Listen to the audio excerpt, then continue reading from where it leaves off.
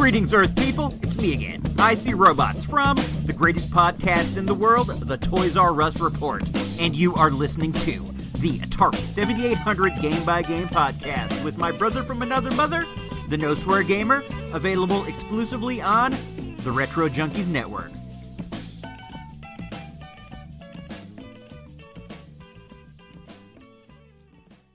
On today's episode of the Atari 7800 Game by Game podcast, we will be covering CX7807 Ms. Pac-Man and CX7808 Pole Position II. Ladies and gentlemen, prepare to qualify.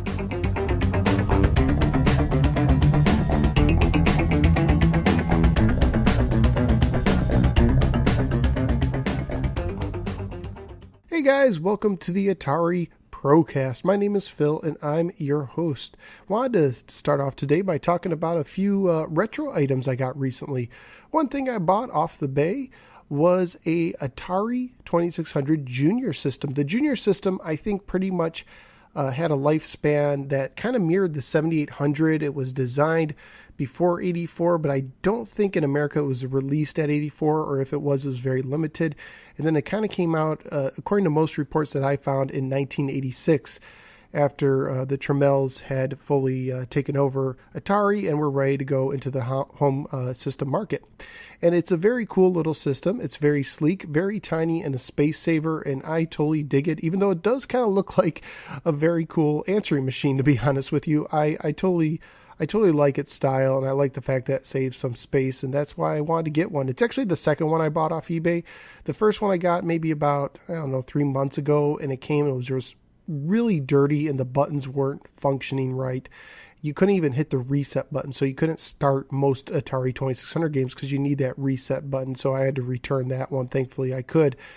But yeah, I'm happy to have an Atari 2600 Junior. The other thing I got was from a friend of the podcast. That's Willie, who is known as Arcade USA over on YouTube, has a really cool show over there to check out. And he does a multitude of podcasts, including the Channel F Files and the ColecoVisions podcast, and most recently the Atari 5200 Super podcast.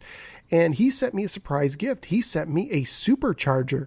The supercharger was made for the Atari 2600, and what it did was it gave you abilities to play games that were kind of souped up, and the games ran on cassette, and you'd plug it into the supercharger, which plugged into the cartridge port and had a little wire that goes out and plugs into a cassette player, and you play the games off a cassette, and you got improved versions of games like Frogger, or games that were bigger, like I think Dragon Stomper was one that offered you more graphics and more capabilities than your general Atari 2600 game could offer you. So I'm very excited to get that. I haven't had really much of a chance to dive into it, but I do look forward to doing that at some point. But I will be using it in my Atari 2600 Junior because I have heard conflicting reports about that the 7800 can damage superchargers.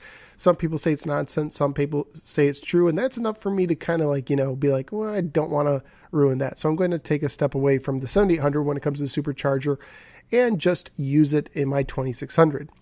And while I'm talking about Atari, I thought I would let you know of all the podcasts that I'm aware of that are in kind of the Atari network, if you will, that cover Atari systems.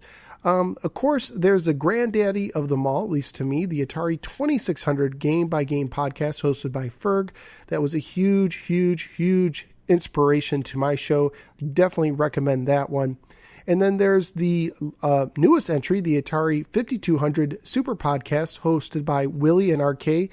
And around the time that this episode launches, their first full episode might launch. They did an episode 0, but it was a full episode. And the first episode is going to cover Pac-Man and Breakout. Both of those games were Pac-Ins. Originally Breakout, or I think it was Super Breakout, was the first Pac-In, and then Pac-Man later, but it wasn't enough to save the system. And then, of course, there's mine, the Atari 7800 Game by Game podcast, which you know about. There's also 3 based on the 8-bit Atari computers that I'm aware of, and that is, one is called Antic, and the other is called Player Missile. And then there's a friend of the podcast, Wade, who hosts Inverse Ataski, and Inverse Ataski is unusual in that it focuses on the productivity software and not the games. So interesting mix there. I really don't have any experience with the 8-bit computers. One day I would like to, but I got enough in my hands right now. So that makes a total of 6 Atari podcasts that I'm aware of. And if we all combine together, we would form the Transformer Decepticon Combiner Devastator. I think that one had 6 pieces. Originally, before the 5200 Super podcast came out, I joked that if we combined, we'd make Voltron, because I'm a Voltron guy, but we added another piece, and the more the merrier. And if we add enough pieces, maybe we'll make the second Voltron, or the vehicle Voltron, if you will. I think that one had like 15 pieces, so there's a lot of pieces yet to be added for that. So there you go. That's the Atari podcasts that are out there that I'm aware of. All right, so today, before we get to the games, I want to talk a little bit about Pac-Ins, because we're going to talk about the Atari 7800 Pac-In being Pole Position II. At least the Pac-In here in the United States. Over across seas, they had Asteroids, which I mentioned in the original episode. But I just want to tell you, what to me makes a good Pac-In. Now, I'm a kind of guy who misses Pac-Ins, and I think Pac-Ins are awesome. Pac-In being a free game you got when you first bought the system. Now, I think to be a good Pac-In title, you should have a few ingredients. One, you should have mass appeal. You should be able to appeal to a lot of ages and genders.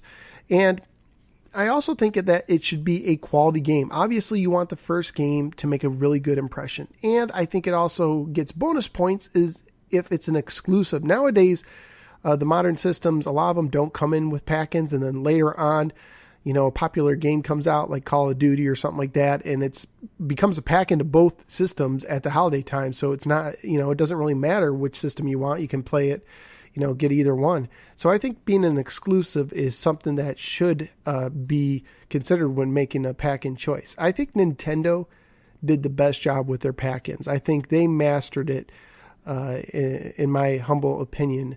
When the Nintendo Entertainment System first came out to the States, there was different variations. I think you could buy like a deluxe system with the robot and gyromite, and then there might have been the control deck where you could just buy it without the game. But the most popular was the action set. That's what most kids got. That came bundled with Super Mario Brothers and Duck Hunt. 2 games that are classics that if you sat it in front of just about anyone, most people could get it. Duck Hunt, it's simple. You point and shoot as long as you have a TV that works. The light guns don't work with modern TVs. Super Mario Brothers, man, if it wasn't for Super Mario Brothers, the original one, I wonder what would have happened to Nintendo. I wonder if the NES would have even sold half as many units as it sold when it first came out. If Nintendo would be as near as big as they are today if it wasn't for Super Mario Brothers. That game really sold the system well. I think every kid in my school knew about Super Mario Brothers, and everyone wanted to play it when it first came out. It was just such a killer app, if you will. It really was smart for Nintendo to include it. And if you look at the very first releases Nintendo put out, the black box games, there was I think 16 of them.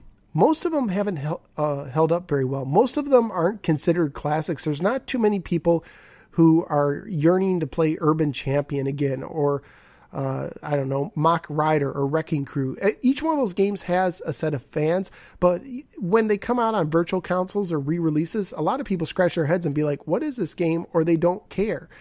And so you may not realize it, but a lot of the early NES titles were not that strong.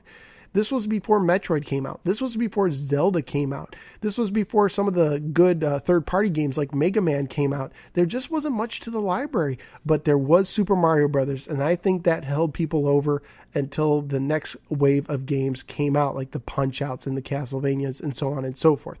So I definitely think that was a very influential and important Pac-In that really helped move the system and helped break the video game industry out of the crash. When Nintendo released the Super Nintendo, you could buy the control deck, but you could also buy one with Super Mario World, which early on was called Super Mario 4.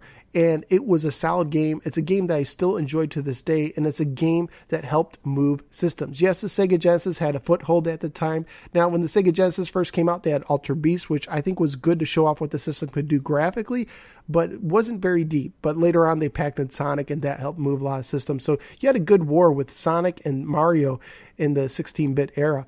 And so, yeah, that pack-in definitely helped the Super Nintendo catch up with the Sega Genesis. The Game Boy also came out with Tetris. I mean, how many adults who didn't play video games picked up a Game Boy just because of Tetris, including grandmas and grandpas, just because of Tetris? Tetris, I'm not the biggest Tetris guy, but I recognize how important of a pack-in it was and appealed to all ages. And at the time, I think it was an exclusive. You couldn't get Tetris on, you couldn't get it on the Game Gear or the Lynx. And I think pretty much only Nintendo consoles for a while had Tetris. Now, here's where we learn about the importance of pack-ins, at least in my opinion. Now, I understand that there's more to a system being successful than pack-ins, but I do think it can definitely help a system. The PlayStation went gangbusters when it went out. It didn't have a pack-in. It did have some good launch titles like Ridge Racer and Battle Arena Toshinden, I think, was really huge when it came out as well. So the PlayStation was the exception to the rule. The Saturn came out with Virtua Fighter, which was a popular game, but the version was so bad that Sega had to re-release a Virtua Fighter remix as a kind of a I'm sorry to all its owners, and Sega totally botched launching the system. The Nintendo 64 took second place, I think, in that generation, and it didn't come out with any pack-in, and it only had a very small handful of games coming out at the time. Yeah, sticking with the cartridge was probably not a good idea, but I think the Nintendo 64 would have been more popular if it shipped with Super Mario Bros. 64 as a pack-in. I think it would have helped move systems. At the time, it was a groundbreaking game. It was pretty popular, but to have to buy the system and the game separately, it just didn't work for a lot of people. It ended up being a second place system in the generation. Then came the Nintendo GameCube, which I think finished in third behind the Xbox and the PS2. Now, none of those systems had a pack-in, but I think it would have really helped the GameCube if it came with Super Mario Sunshine. I think that was out around the launch, or even the Star Wars game, one of the Rogue games that came out at the time. I think that could have helped the system. But then I think Nintendo kind of realized something when they released the Wii. They came out with Wii Sports. I don't know if there's ever been a pack-in that moved more system than Wii Sports. Wii Sports helped sell millions of Wiis. I mean, it had mass appeal. It was a quality game, and it was an exclusive. And you had senior citizens buying a Wii just for Wii Sport. Now, the Wii didn't have the software to draw people beyond that. I think it was one of the worst consoles when it comes to systems sold, the games per unit sold, because a lot of people just bought it just because of Wii Sports. But it shows you the power of a pack-in when a simple title can sell. I think it was $250 when it first came out, something like that. When one title can move a system that's $200 and above by itself. And then the Wii U came out with Nintendo Land. One of the sets had Nintendo Land. One was just a console only. And it kind of failed. And to this day, I really can't explain to you what Nintendo Land is. I haven't played it. I don't think it had the mass appeal that Wii Sports had. Nowhere near it. I think a lot of people were confused what exactly it was. It might be a great game, but a lot of people aren't even aware of it. And now the Wii U is trailing in third, and there's talk that Nintendo is quietly putting the kibosh on it, kind of like they did at the GameCube at the end of the life. So don't be surprised if you see less Wii U games coming out, and if maybe even the Zelda exclusive game comes out for the next Nintendo system rather than just the Wii U, like they did with the GameCube and Twilight Princess. So let's go back to the Atari. Let's bring it back to Atari. Woo! The Atari 2600, when it came out, came packaged with Combat. Now, this was an ingenious move at the time. I don't think it would have worked later on because it was a two-player only game. But at the time, the Atari was hot, and having a two-player game meant you had to invite a friend or family member to play Atari. It was a great way to get other people to play the system who otherwise might not have. And television was targeting the older, more sophisticated crowd, so it makes sense that they would have Las Vegas poker and blackjack. Yeah, it's a game that kids can play, but it definitely appeals probably more to adults. Now, ColecoVision, when they came out, they had Donkey Kong, which really floored a lot of people. Like, wow, this looks like Donkey Kong. And I think ColecoVision's success has to do largely with Donkey Kong. I don't think if Donkey Kong came packaged with it, it would have been nearly as successful as it was. Now, the 5200 made a big mistake, in my opinion, when they came out with Super Breakout. It doesn't impress you when you look at it in action. And Breakout, the game, was probably aging pretty poorly by this time, and everyone was probably wanting to play Centipede or Pac-Man. So why they didn't originally just put Pac-Man in with it or Centipede is beyond me. And I think it really hurt the 5200 when it came out that it was just super Breakout. I mean, it didn't even look that much better than the 2600 version. Pac-Man did, but not Breakout. So that might have been one of the downfalls to the 5200. I'll get to the 7800 in a minute, but the Lynx would come out with California games. Now, the Lynx was originally made by Epix, so a lot of the original titles that came out were made by Epix. They didn't have mass appeal. And I think California Games is a cool game, but I don't think it has mass appeal. And then the Jaguar came out with Cybermorph, and again, it just didn't have mass appeal. Some people criticize it. I actually am one of the few people who remember enjoying the game, but a lot of people, didn't. It was dark, kind of dingy, and hard to understand. At the time, I think Atari should have found something with more name recognition, maybe a Tempest 2000, but I think that game, while it has a diehard cult following, I think that might be a little bit of a niche game. I don't know what the perfect pack-in for the Jaguar would have been, but I think they should have came up with something better. Now, the 7800, which we're going to talk about today, here in the States came out with Pole Position II. I think that was a mistake. I don't think that appealed to enough people. Yeah, some boys, but not girls, I don't think. And to be honest with you, you'd have to be a racing fan. And I wasn't the biggest racing fan. And I don't know a lot of kids who like to play racing video games, at least die hard. I think they kind of missed the boat here. I'm glad they packed in something, and it's okay, I guess. I really wish they would have packed in another game we're talking about today, Miss Pac-Man. I think Miss Pac-Man would have moved maybe double the number of systems, especially if it came out in 84. My goodness. This past week, I played the 2600 version of Miss Pac-Man, which is a really solid port. I mean, compared to the original Pac-Man, it really stepped up its game. But you compare that to the 7800 version of Pac-Man, and it's like, wow, it's almost like your the arcade version in your own home. I mean, it's night and day. It's just such a big step up graphically, and it just looks better. And to me, it kind of even sounds better.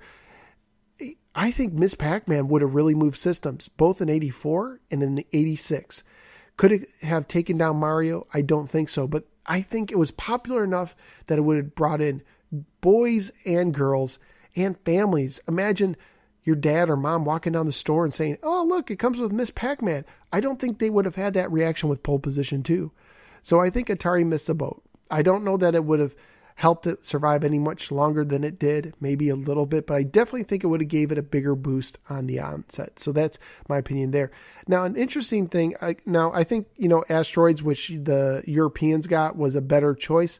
But another interesting thing is that over in, I think it's Australia and New Zealand, the Atari 7800 came packed with a game called 32 in 1. Now, this game did not contain any Atari 7800 games, but it contained versions of 32 2600 games. That is awesome. To get 32 Atari games on one cartridge is awesome. Now, from what I understand, this was also released for the 2600 and maybe packaged with a lot of the systems there. And there was a little bit of difference between the two. There's a lot of people who report that it's the same cartridge. And from looking at the instruction manuals of both, I found that there's actually a minor difference with two different titles. Sadly, this game is in the PAL format, so it's not going to work with most North American TVs. I think it would have been awesome to get if it did. But this game contained 32 games. Not all of them are Atari. Some of them are Activision games, and there's even one that's based on a US game. So I'll go through the list real quick. The first game was UFO, which was basically US Games Space Jockey. Not a great game, but, hey, it's one of the 32. You have Flag Capture, Human Cannonball. You have Reversey, which was Atari's Othello, but I'm guessing the license ran out, so they just called it Reversey. You had Slot Racers, Blackjack, Fishing, which was a hack of the Activision Fishing Derby, except this time you're fishing for crabs. So I don't know why I didn't call it crabs or something like that, but there you go. Freeway Rabbit. Now this is another hack of the Activision Freeway game, but now instead of a chicken, you're a rabbit. Space War, Fun with numbers. I see numbers, but I don't see the fun. Golf. 3D tic-tac-toe, no glasses required. Surround. Miniature golf. Activision's boxing. Football, which they called, in the 2600 version, I think they called it NFL football. I don't know why. Air Sea Battle. Freeway Chicken, which is just Activision's Freeway. Tennis, that's by Activision. Skiing by Activision. The Regular Fishing Derby by Activision. Skydiver. Bowling. Combat. Stampede by Activision. Laser Blast by Activision. Slot Machine by Atari. Basketball. Home Run. And last but not least, well, then I'll get to the last two titles, is Ant Party, which was Comavid's Cosmic Swarm. I'm not familiar with that game. Now, on the 2600 version of this 32-in-1 cartridge, they also had Activision's Checkers and Outlaw, which has some really cool box art. But on the 7800 version, you got Soccer, and here's the coup de grace. Here is this might sell the system right here, Adventure, one of the greatest games of all time. I totally dig Adventure. A lot of these games aren't that great, but if you got a system for the first time and you had 32 games to play, there's a lot of entertainment in that cartridge. That would have been awesome to get. I think that would have just been insane to get, especially the 7800 version with Adventure. Adventure is just so great, at least in my opinion.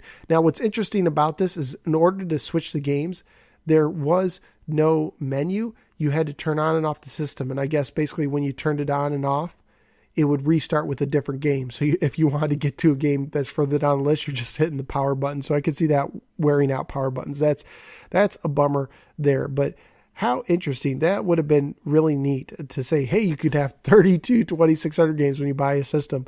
I used to work retail in a toy department in a department store. And I remember talking to the Sega representative during the Dreamcast. It was just coming out.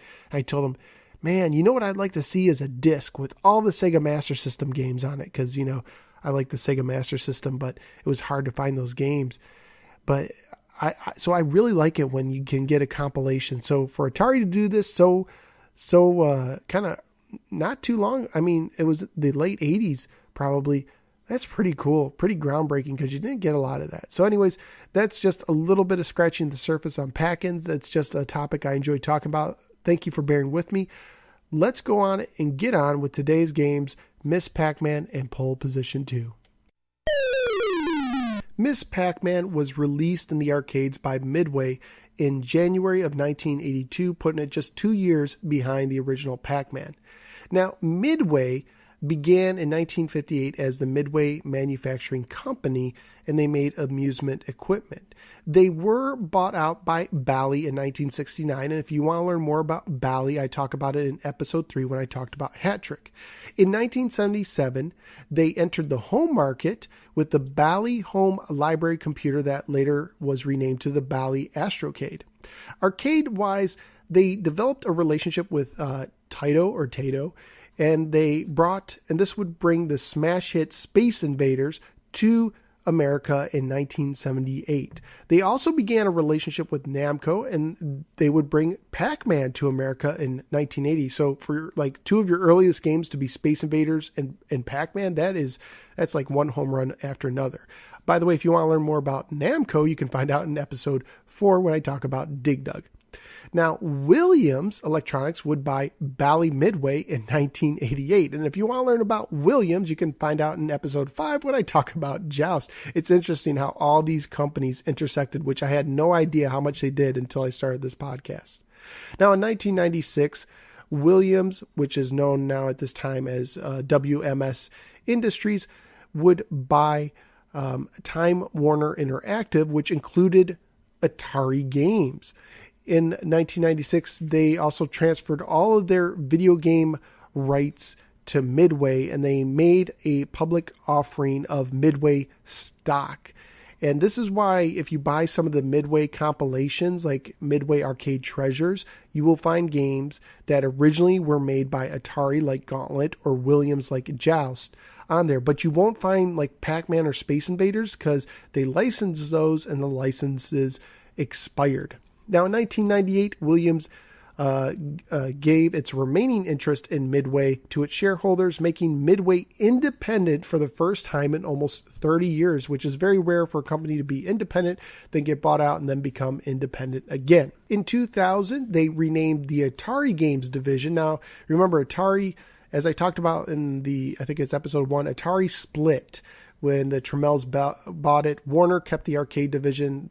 Jack Trammell got the home division. So this is the arcade division. And that division was renamed to Midway Games West in 2000 to avoid confusion, because at that time, Hasbro owned the home version of Atari. In 2001, Midway closed its arcade division. And in 2003, Midway Games West officially closed, thus ending the arcade lineage of Atari. And it's kind of interesting because that's how Atari got its start, was in the arcades, not the home market first. They had tough times throughout the 2000s, and in 2009, Midway declared bankruptcy. A majority of its assets got bought by Warner Brothers, so that's why when you see hear news about Mortal Kombat, which was a Midway game, it's now under the Warner Brothers label. So some of the popular arcade games that were basically just Midway, not ones that they bought into, not included Mortal Kombat, the series, but also NBA Jam and the Rampage series. And with Nintendo, they also worked to bring the Killer Instinct series to arcades, which, if you didn't know, Killer Instinct started in the arcade as a collaboration with Nintendo, not on the Super Nintendo, and the Cruising USA series of games as well. So they had a little partnership with Nintendo for a while. So very interesting. At one point, they owned Atari, and they also worked with Nintendo.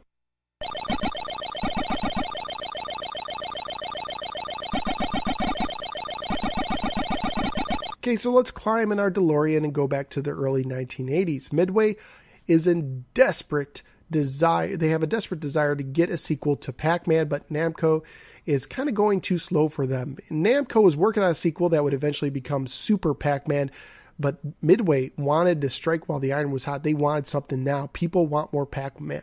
Now, meanwhile, GCC had just settled a lawsuit with Atari over their conversion kits for Missile Command called Super Missile Command.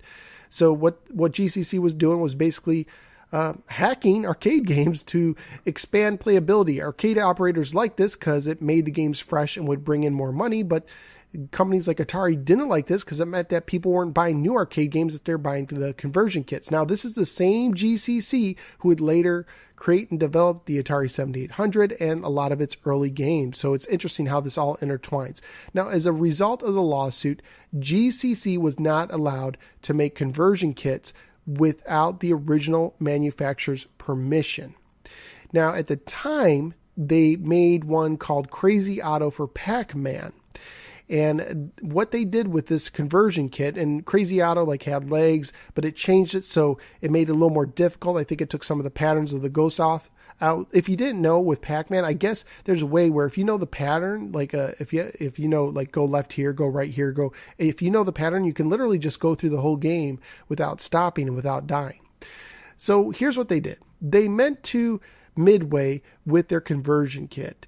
And Midway liked it, bought it, they changed the sprites, and this Crazy Otto conversion kit by GCC was turned into 1982's Miss Pac-Man. Now, there's actually some different stories according to how things shook down. First of all, according to some people from GCC, what happened was, even though they didn't really win the lawsuit with Atari, they had to agree to certain terms, they knew that not everyone knew the details. So according to GCC, according to at least some people in it, and there's always two sides to every story. I don't know what the truth is, but I think it's interesting. According to GCC, they called up Midway and they acted like they just took down Atari.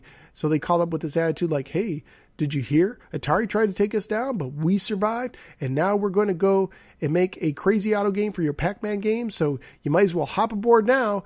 We'd like to make a deal with you. So you want to make some money with us, or are we just going to go it alone? So they kind of played kind of a cocky game here. They held all the cards and there wasn't anything Midway could do.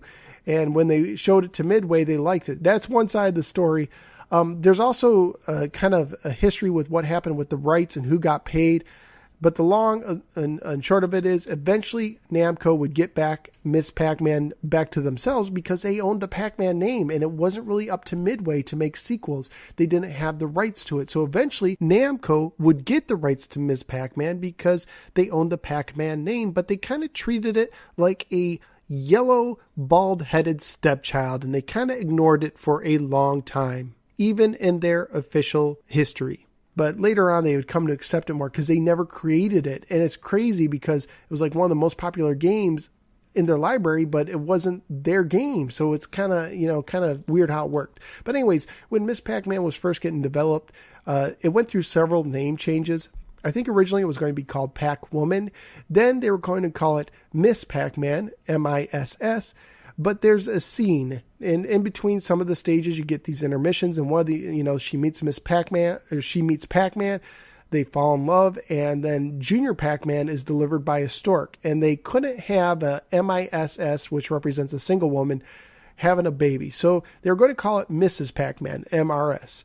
But eventually they settled on Ms. Pac-Man, MS. And I asked my wife how you pronounce these because I'm not the greatest with these. And she said MS is Ms. You have the Z sound. But I still kind of call it Miss Pac-Man without the Z sound. So pardon me if I do. There were several changes to the game, especially when you compare it to the original Pac-Man. For instance, now there's 4 different mazes that appear in different color schemes. And these alternate after you hit an intermission scene. 3 of the 4 mazes have 2 sets of warp tunnels instead of just one, which was in the original game. The spaces between the walls have now been filled in, so it makes it easier to see where the paths are in the maze. The ghost pattern is different and is semi-random, so you can't just use a pattern anymore. Instead of appearing in the center of the maze, the fruit are going to actually bounce around the maze, and they enter through a warp tunnel and they can leave through a warp tunnel. And once you get the top fruit, the banana, which was 5,000 points, it gets randomized what you'll get. In the game, the orange ghost was renamed. Instead of Clyde, it's now Sue. But in later versions of Pac-Man, Sue would become purple to differentiate her. Like, I think in the cartoon, she was purple. When Miss Pac-Man would die, she would spin around instead of just folding herself like Pac-Man did. And now you have the different intermission scenes. And there's also a bug in this game, just like Pac-Man, a lot of the Namco games, where you're not going to get to 256. And actually, this game's buggier.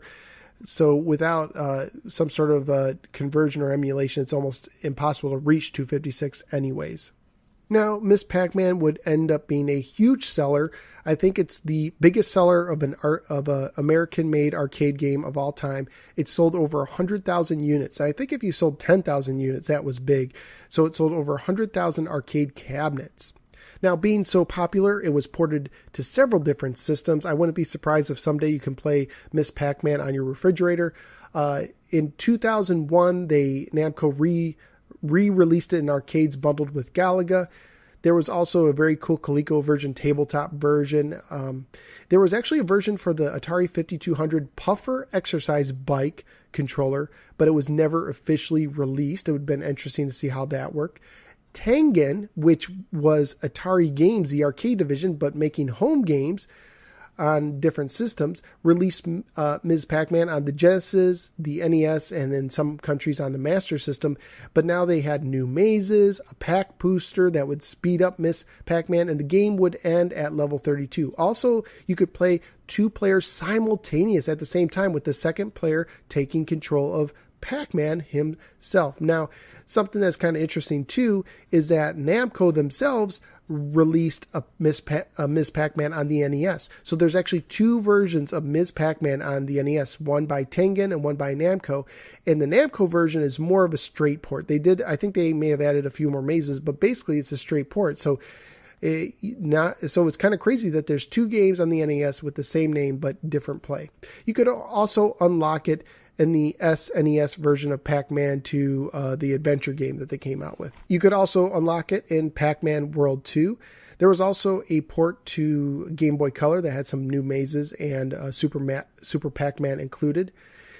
There was also a plug-and-play version that I reviewed on my No Swear Gamer show made by Jack Pacific. It was, and I think they released several versions, including a wireless one, and it came bundled with some other games like Galaga, Mappy, Xevious, and Pole Position. And I'll say this real quickly. I'm going to get to Pole Position in just a minute, but Pole Position on this plug-and-play system, on the one I had, the knob was like a yellow knob, but you could turn the knob itself like a steering wheel. Now, this was just the original Pole Position, not Pole Position 2, but it is the best home version of Pole Position I've ever played, because a lot of versions, they try and transfer the analog steering into a digital joystick, and it just doesn't work well. It doesn't control right. But that knob, oh man, if you want to play Pole Position at home, that is a great way to go, is find that one with the turning knob.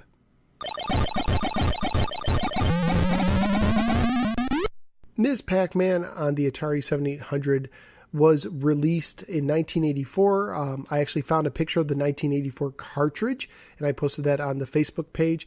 And it came out in 1986 as well. Now, a lot of sites say it came out in 1987 on the 7800, but I did a lot of searching and it took a while, but I actually found a picture of a Miss Pac-Man cartridge that has a copyright year of 1986. And Atari at this time was really interesting because they basically updated the copyright every year they released it, where some games, you would just have the original copyright year. They've actually released it. So you can find versions that say 1986, 1987, and I think 1988 as well. The box features a large illustration at the top, blue background. You have the Ms. Pac-Man title with a little yellow box that says Woman of the Year. And Ms. Pac-Man looks kind of like a diva sitting in the middle in between two ghosts, the orange one and the green one. She has her bow on. She has a pink boa going around her. You could see the maze underneath her. It's like she's sitting on top of the game maze, because there's another little Miss Pac-Man at the bottom that looks more like the game, the circle with the triangle mouth, and chomping away at some pellets. And you see a bouncing cherry as well. It's classic. I think the version of Ms. Pac-Man that's on the box was used in promotional material as well. On the back, you have the Ms. Pac-Man kind of cropped out with just the cherry bouncing, and it says gobble, gobble, gulp. Dots, energy pills, fruit, pretzels, they're all part of Ms. Pac-Man's fast gobbling diet. She'll even gobble ghosts, but only when they're blue, otherwise the ghost will get her and you. And it says 4 Madcap mazes for 1 or 2 players, 8 skill levels for use with the Atari 7800 series systems and for use with the 7800 controllers. And there's a nice screenshot on the back. It shows you one of the mazes with all 4 ghosts and Miss Pac-Man eating some dots. So definitely better than some of the other early screenshots. They could have done some more, but still good nonetheless. The cartridge was your standard black and white cartridge that came out with the early releases. Thankfully, we're coming to the end. I think next episode might be the last of the black and white cartridges. The manual was a 4-page folded manual. And again, just like the other ones, it used black, white, and kind of a pinkish red tone as well. So in the cover, you just have another version of the box art. On the first page, it says, Pac-Man is in love. And what a star his sweetheart is, with her red ribbon and long eyelashes. Just like her leading man, Ms. Pac-Man chomps her way through mazes as she battles 4 ghosts.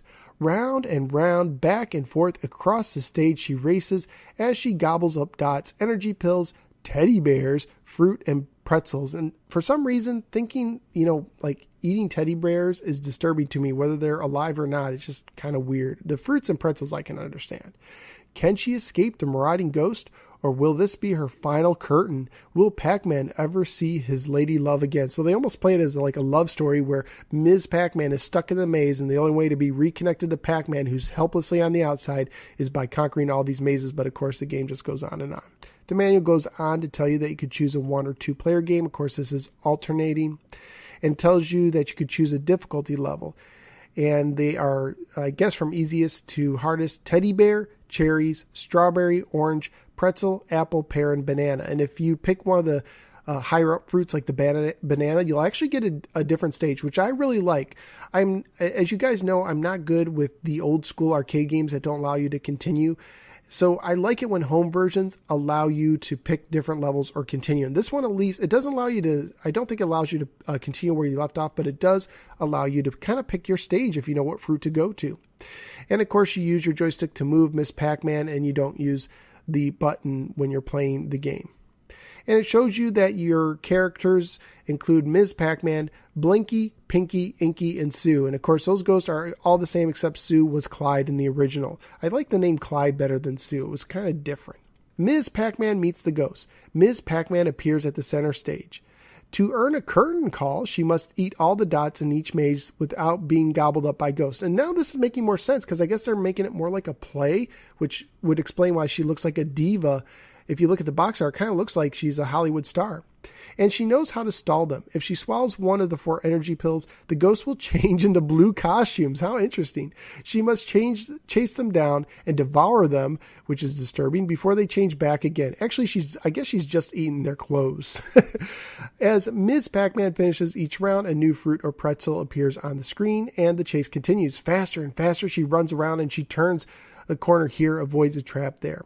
The ghosts aren't far behind. Quickly, she swallows an energy pill, then turns on them. But before she can bat her eyelashes, the ghosts change back and the chase is on again. And I'll say this, when I was playing it, when you get to the higher levels, they change so quickly it's almost impossible to eat them. This is one tough performance. Ms. Pac-Man must scramble through 4 different maze patterns. And the mouth-watering teddy bears. How is a teddy bear mouth-watering? It gives me dry mouth just thinking about it. Fruit and pretzels that bounce across the stage try to lure her towards the ghost. So I guess these things they're working with the ghost. They're like booby traps. They're trying to attract her kind of like bait with fishing or something. Fortunately, she has 5 lives in each show. But once they're gone, her performance is over and so is the game. But she can earn an encore. If she gets through the banana maze, Ms. Pac-Man enters the random fruit mazes. So hold your applause until the final curtain. This is so creative that they made it into a stage play. Make sure Ms. Pac-Man eats the dots as quickly as she can. Don't let her take the energy pills too early or she'll lose her only weapon against the ghost. This is under stage directions, which is another way of saying strategy. Then she can tease them towards the pill before she gobbles them up and turn and chase them. Remember, each maze has escape tunnels that lead off stage and back again. They could save her life. I really dig how they kind of did this whole stage play thing going on. Intermission. 3 cartoon breaks immediately follow the strawberry, apple, and second random fruit mazes. And I don't think I've ever gotten to the second random fruit maze. For points, teddy bears, which are disgusting to eat, get you 50 points. Cherries, 100. Strawberries, 200. I think it's apples, 500. I'm not sure if it's an apple or pear. They just show pictures. The pretzel is 700. Then the other fruit that looks like another apple or plum is 1,000. And then I guess this is the pears, 2,000. And then there's a square that's worth 5,000. I don't think I've ever seen the square. I guess that's that video wafer from the original Pac-Man. And a random fruit is worth 100 to 5,000 points. I guess it depends which fruit you got. As far as the other things you can eat, the dots are worth 10 points each. Energy pills worth 40. The first ghost is worth 200. Second is 400. Third is 800. And fourth is 1,600. And that depends. That's all on one energy pill. So once you eat another energy pill, it starts back over at the bottom. So it pays to eat more ghosts in a row. So if you eat them all up, you get, add it 3,000 points total. And after the first 10,000 points, you earn 1 extra life. And I don't think you earn any more after that. Now, graphically speaking, it's not arcade perfect, but as I said, if you compare it to the 2600 version, it is a huge step up. I like the black background coming back, and I just like how everything looks. And again, same thing with the music. The music and the sounds aren't arcade perfect. I actually think the sounds are closer to the arcade than the music is, but it's not perfect.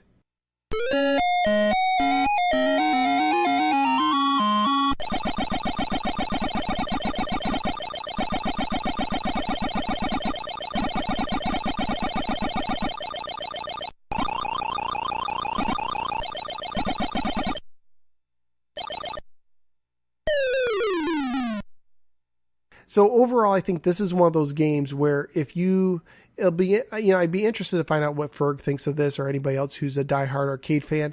It's not arcade perfect. Just like the Dig Dugs and the Galagas, there's differences, but I like it. I think it's fun. I had this as a kid, and again, I didn't get to go out to the arcades much, so it's not like the arcade version was ingrained in my head. So I wonder if it's one of those games where if you're diehard to the arcade, where you really, have problems with the differences in this version. But overall, I think it's really, I think it's really put together well. So I appreciate that. On eBay, the loose cartridges, when I was looking, go for around $5 to $10. That includes shipping. The complete copies were going for that like $13. I only think there was a couple versions for sale. And the new copies were going for around $20, but it depends. You can sometimes get them for less, especially if you wait for an auction to pop up. I find out you can usually get cheaper prices if you get an auction. Not always, but usually. On Atari Age and Digital Press, they both give it a 1 rarity, making it a very common game on the system. On Atari Age, the external reviews they had a total of 7 external reviews for an 88% average. The high was a perfect 100% and the low was 75. So this was a pretty highly rated game. As far as the high score club goes, on the cherry level, Pac-Man Plus got 171,840 points. And I wonder if this Pac-Man Plus is the same guy who made the Pac-Man Plus game. There's a homebrew that contains, for the 7800, I believe it's unofficial, but it contains like Pac-Man, I think and Super Pac-Man and Miss Pac-Man, maybe Junior Pac-Man, I can't remember, but it contains them all in one cartridge, and it's highly regarded in the homebrew scene, but I've never played it. On the banana stage, the high score goes to Uyama Family with 207,200, I think 90 points is what I have written down. Sometimes I can't read my own writing. I should have been a doctor. This appeared in all the Atarian magazine issues, all 3 issues. It appeared in all of the top 10s. So this is the first game that appeared in all the top 10s. In issue 1 and 2, it was ranked number 3 of the 10 games. And in issue 3, it dropped down to number 9. I also found one tip and trick that referenced it in the Atarian magazines, and it's actually for all the Pac-Man games, but there was 2 tricks. The first comes from Eric in Springfield, Missouri, who says you can sometimes evade pursuing ghosts by running down passages in which the dots have been eaten because you go faster in these empty corridors. And then from Mike in Albany, New York, he says, although it's possible to develop a pattern to clear each board, my approach is to mentally divide the playing field into four quarters and clear each one completely before moving to the next one. Never leave 1 or 2 uneaten dots behind. If you save the power pill until you have almost finished the quarter, the 4 goblins, I think he's confused there, will tend to group together and you have a good chance of getting 3 or 4 of them. So thank you, Mike, for doing that. And I think they're ghosts, not goblins. But Ghost and Goblins, that sounds like it would make a good video game idea. So that is Ms. Pac-Man. Let's move on to Pole Position 2.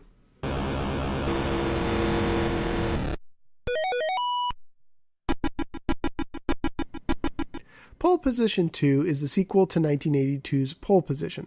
It was released in Japan by Namco and here in the States by Atari in 1983. It is a timer-based racing game for 1 player.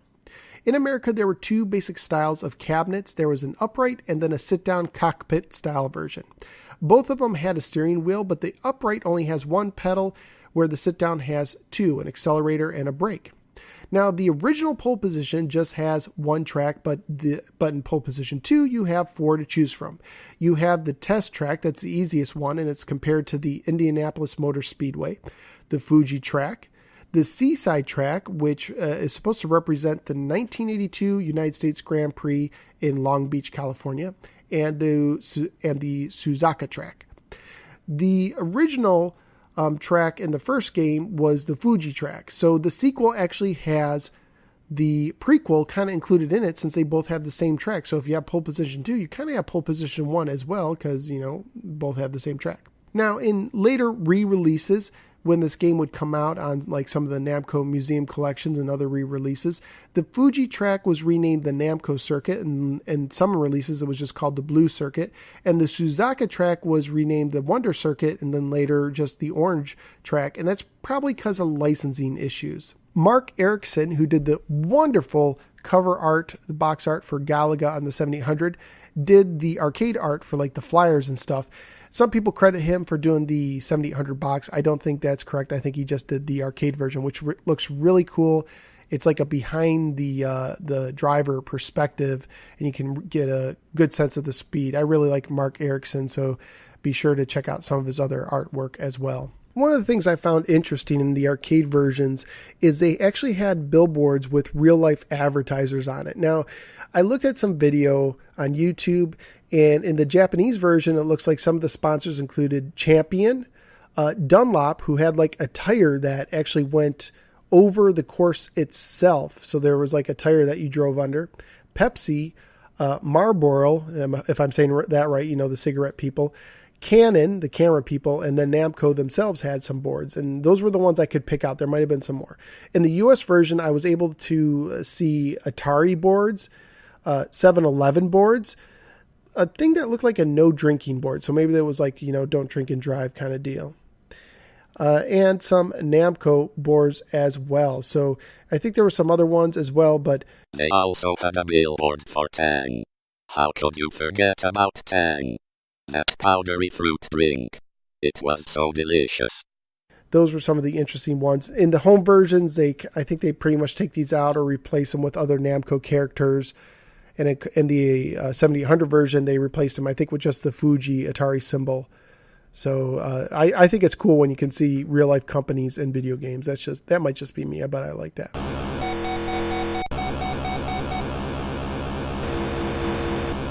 Pole Position on the Atari 7800 came out both in 1984 and 1986 when the systems launched both times. There is a 1984 version of the cartridge, but it looks pretty much just like the Pac-In cartridge of the 1986 version. So the cartridge is kind of interesting. It sticks out from the rest of the cartridges.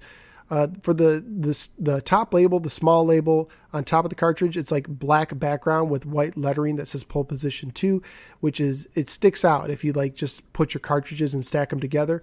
The main label itself, it's kind of weird. It's all black and white. There's no color at all, but it's almost like on lined paper, and it says Pole Position II, and it has like a checkered flag that's kind of on its side. It's a square. It's not a rectangle, and it says high performance racing at its best. And it kind of looks generic almost. It's very generic looking as well. And when you got the system, you didn't get a box with it, but later on, Atari did release a boxed version with label art and a color label, which kind of boggles my mind because I don't recall ever seeing this Atari 7800 sold without Pole Position 2. Now, it is possible that later in its life you could buy the system without it. And when I was looking on eBay, I did find one box system that looked like the box I got, but it was missing any reference to Pole Position 2 on the cover. So if you remember the system being sold in the States without Pole Position 2, brand new on the shelf, let me know. I'm curious. I'm guessing that there might nowadays because it was packed in and then they made extra cartridges. I don't know how many extra cartridges they made, but they're pretty easy to find, the picture label ones. I wonder if there's more Pole Position 2 working cartridges out there than there is working systems. I think that would be very possible. The box for Pole Position 2 for the box version has the same basically box art as the Atari 2600 version, except it says Pole Position 2, not 1. A lot of it is like an orange sky. You can see Mount Fuji in the background and the sun kind of getting ready to peek over. You have a winding track. And I guess your guy is like the pinkish reddish car on the cover that's turning.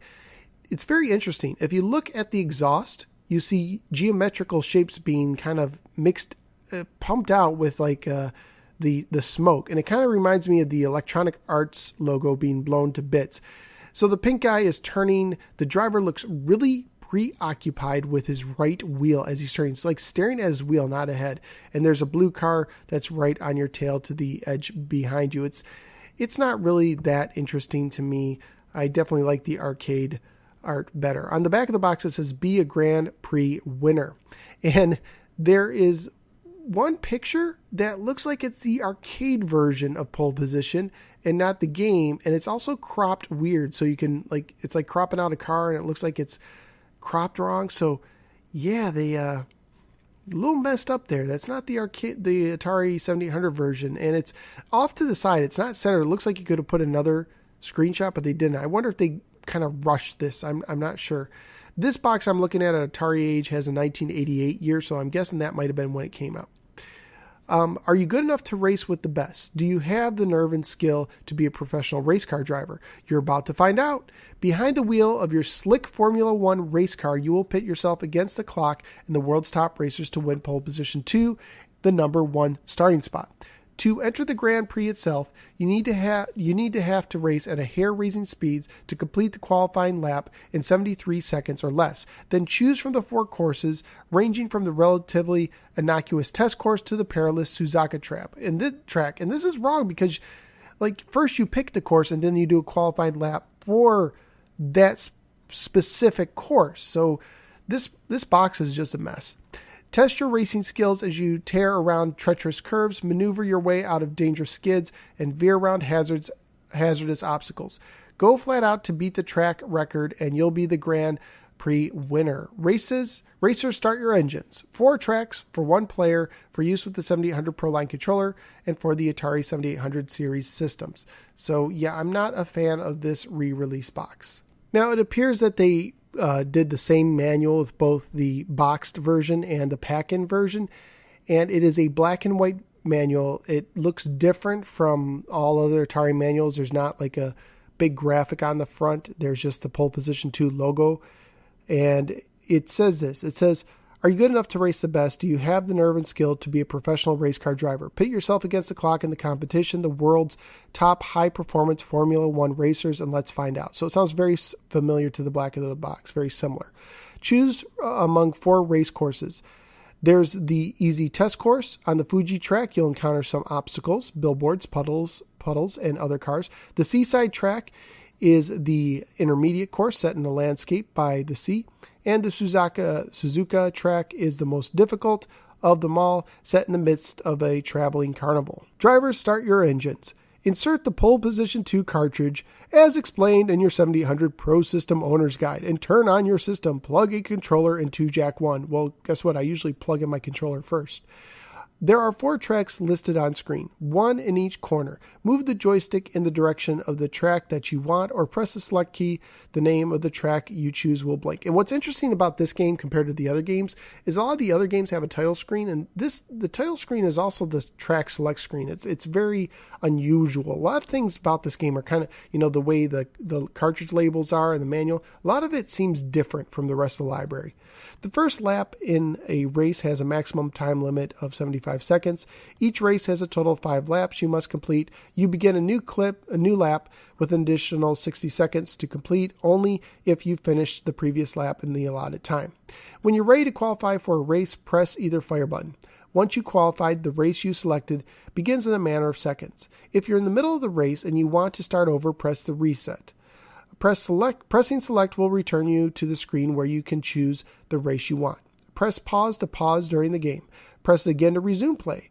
After a pause of 15 to 30 minutes, the screen will go blank. Simply move your joystick and the game will reappear. I didn't know that. I never paused a game that long. Maneuvering your racer. Steer your racer by moving your joystick to the left or right. Press the left fire button on your controller to accelerate. Press the right button to brake. Start out in low gear by pulling back on your joystick, and to shift into high gear, push your joystick forward. And at this point, I'll tell you that sometimes when I played this game, it didn't happen all the time, but sometimes when I was going to left or right, I'd go diagonally up or down slightly, and it would change my gears, and that would be frustrating when that happened. Didn't happen all the time, but it did happen sometimes. Qualifying. Before you can compete in any of the races, you must qualify for one of the 8 starting positions. You have 120 driving seconds in the qualifying run, but you must achieve a lap time of 73 seconds or better to qualify for the race. When you qualify for the pole position, you're given the prime starting position in the inside lane. This is the pole position. If you don't qualify, you'll be allowed to continue driving for the remainder of the 120 seconds. Go for it. If you hit another car, you and the obstacle you've hit will explode, costing you precious time. Well, if only life was like that. If you explode, you'll just lose some time. You'll also wipe out if you run into a road sign. Hitting a puddle will slow you down considerably. No matter how many times you crash, you'll receive another car until your time runs out. Don't you wish life was like that? Try to keep your car on the road. You lose time when you drive off the track. Skidding also causes your car to slow down. Gun it on the straightaways. If you find yourself going too fast, downshift for the difficult turns. Every lap traveled is worth 10,000 points. Every car you pass is worth 50. When you finish the race, each second of time left on a time clock is worth 200 points. Bonus points. The chart below lists the qualifying lap times for the 8 starting positions in the race and the number of bonus points awarded for each qualifying time. So to get the pole position, you have to have a lap time of at least 58.5 seconds, and you get 40,000 points for that. To get the second spot, you have to complete the lap in 60 seconds and get 2,000 points. The third, 62 seconds for 1,400 points. The fourth, 64 seconds for 1,000 points. The fifth, 66 seconds for 800 points. The sixth, 68 seconds for 600 points. The seventh, 70 seconds for 400 points. And the eighth for 73 seconds for 200 points. And all these years, I don't know if I ever read the manual because I never realized the difference, like in times of getting the lap. I just thought I don't know what I thought, but I knew it randomly gave you times, and the better your time, the better your spot. But that is the manual for pole position. Graphically speaking, I think the game's okay. I don't think it's great, but I do think it looks a lot better than 2600 version. The grass is just, a green. There's no real texture on the grass. They could have done more with the backgrounds. I do like how the backgrounds, like the carnival or the mountains, they flow with you throughout the race. And I do like how that is animated. I think it does a good job there. The cars, I like that they're different colors. Nothing beyond it. They're basically 2 colors. They're black and another color. So like your car's like black and like this pinkish color. And then you got like blue cars and yellow cars and so on and so forth. So, it's okay. I think one of my favorite tracks is, I think I like just about the backgrounds of all the tracks outside like the desert track, the test track. It's just kind of bland, but you have Ferris wheels, and then you have the Golden Gate Bridge or Mount Fuji. So I do like the backgrounds in that regard. Music wise, when I replayed this game for my No Swear Gamer video review that I did quite a few months ago, it's one of those times where it really pointed out to me how the 7800 doesn't handle multiple sounds well at the same time, because you'll be driving around, and I think the passing sounds and driving sounds are okay, but the sounds constantly cut out themselves. There is no digitized voice saying prepare to qualify. The music, the little ditty, is okay. Nothing to write home about, but it serves its purpose.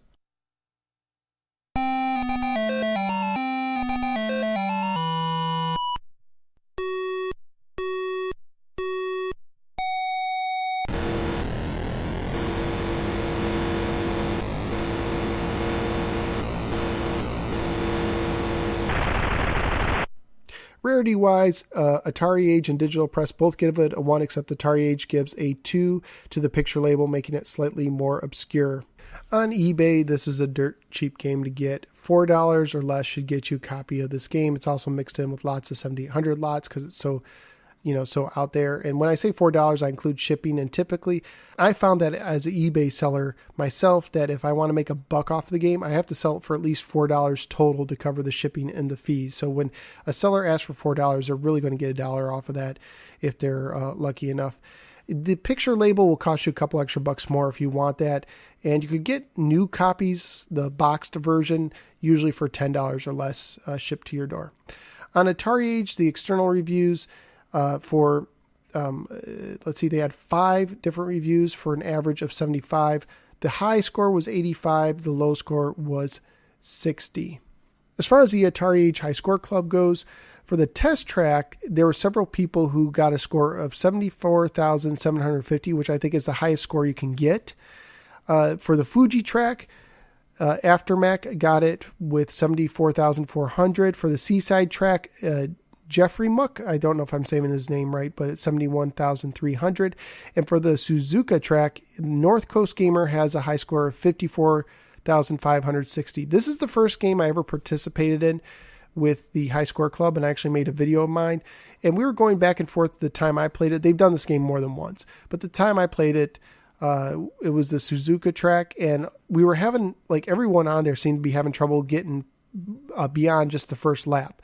But I finally got beyond the first lap and made a second lap. And for a while, I was actually the high score leader, but nowhere near this guy. And eventually someone beat me out. But there was a time when during the process, I was, the high score leader at the time, but I didn't break the record.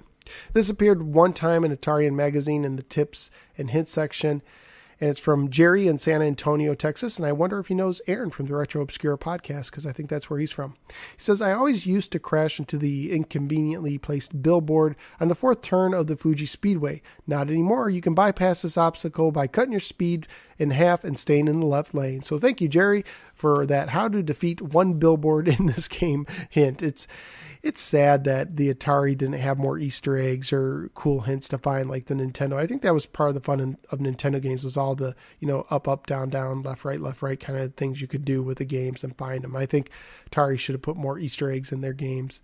Would have made the hints more interesting. So that is Pole Position 2 for your Atari 7800, the original Pac-In. Let's see what you guys have to say about both these games and listener feedback. Now it's time for listener feedback. This is the part of the show where the listeners come to the rescue. Thank you. Over on Facebook, because I just covered Title Match Pro Wrestling, I asked people what their favorite retro wrestling game was. And when I defined retro for this question, I used kind of the Super Nintendo Genesis era and earlier. John said Pro Wrestling for the NES. Just for fun, Map Mania in the arcade as well. Jason says the old WWF arcade game. I totally like that, and actually there was two of them, I believe, and I enjoyed both of those games. Herb said Rock'em Sock'em Robots. With the little plastic guys that get stuck together, you have to wrestle the other guy's head off. Ralph dittos Pro Wrestling on the NES, and Greg from the SNES podcast also goes with Pro Wrestling on the NES. So it looks like I should play Pro Wrestling on the NES at some point. I thought someone might say, one of the WWF Raw or whatever games they had on the Super Nintendo and the Genesis, but no one brought that up. So that was kind of interesting there. I also asked if you were in control of deciding what the Pac-In title was for the 7800 when it first came out, what game would you have chosen? And I put a list of games, basically the black and white label games. Ed from edladden.com said either Joust or Robotron 2084, but only if that game had also come with a 5200 style joystick coupler. Or if it came with the Ed Ladden twin stick arcade stick, I'm sure that would count as well. Greg from the SNES podcast said Food Fight. It's the only original game on the list. Yes, I know there was an arcade game, but not many people have seen that, and you might think it was a new game compared to a been there, done that arcade port. So interesting kind of take there. Chad says Galaga. Love Galaga. And Willie says Galaga, of course. It's the whole reason I purchased a 7800 to begin with back then. And a good thing he didn't say the, that one phrase we don't like. So way to go, Willie. You did good there. Now, I also asked people's opinions on what they thought of this week's games, Miss Pac-Man and Pole Position 2. And I use a rating scale of 4 different levels. The top level is a Hall of Fame game. That means it's a top 5 game on the system. Next comes a solid game. After that comes a meh game. And then finally is a trash game. And I would define that as a bottom 5 game on the system. And these kind of got spread out because of some of the posts I did. So let me see if I can hunt them down. Ed from edladden.com says, I took a fresh look at Pole Position 2 this weekend, and it still registers a solid meh for me. As an arcade port, I missed the little details from the arcade game, like the lack of spoken prepare to qualify, and the bigger detail of trying to drive a car with a joystick. But honestly, the arcade game was only marginally more interesting. I went over to Flashback Games this weekend to play their pole position machine, and came away reminded that those early racers were great at the time, but not as interesting today. In my opinion, for a racing game to really kick butt, we've got to be in the PlayStation Gran Turismo era at home, or playing games like Cruisin' USA or Atari's Rush the Rock and Coin Op. Atari 7800 Miss Pac-Man, on the other hand, is an easy Hall of Fame game for me, one of the best on the system. Just like in college, when my roommate and I would stop at the laundromat every day on the way home just to play Ms. Pac-Man. That's awesome. You went to the laundromat just to play Ms. Pac-Man. The 7800 port is one I reach for all the time. I love how fast it is. It is notably harder than the arcade game, where I could usually clear 2 or 3 mazes past the banana level with 3 lives plus the extra. On the 7800 version, I can only consistently make it to the apple or pear levels despite having 5 lives and the extra. I loved the 2600 port of Ms. Pac-Man, so it is a big treat to find the 7800 port is so awesome too. And Wade from Inversataski said, so I created an audio submission, but did it for the 2600 and sent it to Ferg. Insert Tommy Boy quote, I am such a moron. I am such an idiot. Though I will work on one for the 7800 this weekend, and hopefully I will get that soon. If not, you can look forward to that next weekend. So Wade, if you're hearing that and you haven't sent it in, please send it in. I'd love to hear it. Sean, who I think we will be listening to an audio submission that he sent last week, but I've been holding off till this week, says this. Now there's a cap of a screen that I've never been able to reach. Never cared much for Pole Position, and confession time, I've never played Pole Position II, even though I've had it for the 7800 for 9 years. I know I didn't rate it in my audio submission. I realized this after I sent it, but I'm going to rate it. Meh. Just don't care for the original game, and I just have no inclination to play the sequel. And that's it. And that it's a pack-in just kind of makes it seem like Atari admits it's mediocre. So very interesting take there. He hasn't even played it. Oh, goodness. Herb says, Ms. Pac-Man is a solid 2. Certainly, it's an excellent and enjoyable port of the arcade, but that being said, there are other ports of the game just as good, and other 7800 games that are either better ports, Joust for example, or simply more unique and interesting, such as Dark Chambers. So it gets a 2 or a solid rating. As for Pole Position 2, it's an okay game, but it just never floated my boat. Early attempts at first-person-esque racers like this are simpler, fancier versions of Atari 2600 Night Drivers, so I guess we can call it Day Driver since it's in the day. There is no real attempt at physics and no discernible AI in the opposing drivers. The graphics are nice and cartoony, and the game can be fun when the mood strikes. It's just that I've found in my years of 7800 gaming that the mood rarely strikes. So it gets a meh. As a pack-in game, it's a better choice than Atari Inc.'s earlier oddball choice of Super Breakout for the 5200. I agree with you there. But I think a much better launch title would have been something like Centipede if they wanted to stick with the tried and true arcade hits, or Food Fight if Atari had chosen to go with a more unique game. So there's another vote for Food Fight as a potential pack-in. Greg from the SNES podcast says, Ms. Pac-Man gets a solid from me. It's a solid port and holds up very well to the other versions of the game. I don't think this version is any better or worse than another. I guess if I had to knock the game at all, it would be trying to play it with the original 7800 controller. I understand. Pole Position 2 gets a meh for me. It's not a bad game, but another example of an old arcade game that people had already probably bought for another of their home systems or their computers. This was the greatest weakness with the Atari 7800 library. I think not enough original games compared to what was on the NES and Sega Master System, and I totally understand that. And Michael said, I would give Ms. Pac-Man a solid rating, Pole Position a meh. Hooked up my 7800 not that long ago and just couldn't find Pole Position to be that enjoyable. So far I'm getting the feeling that Ms. Pac-Man is either like a solid or Hall of Fame game, and Pole Position 2, it's universally a meh game so far. But let's go over to the forums in Atari Age, where I posted a feedback thread for these two games, and see what the Atari Age people have to say.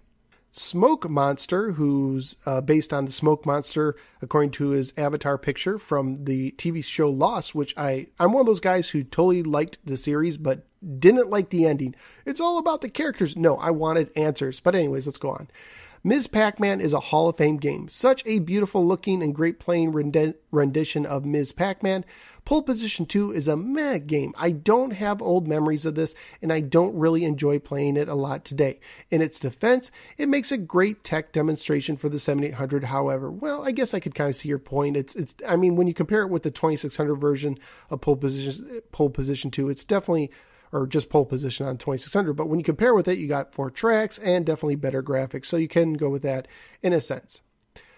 Racer X77 says, I would love to see what could be done with Pole Position 2 and the homebrew scene.